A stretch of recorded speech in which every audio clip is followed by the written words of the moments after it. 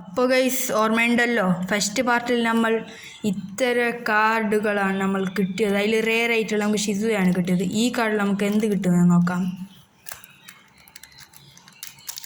നമ്മൾ വീഡിയോ ഒക്കെ എടുക്കുകയാണ്.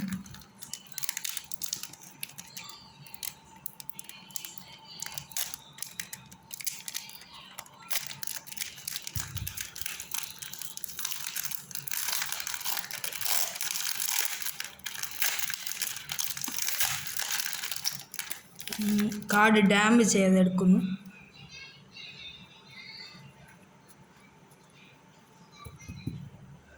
ഫോക്കസ് 1 2 3.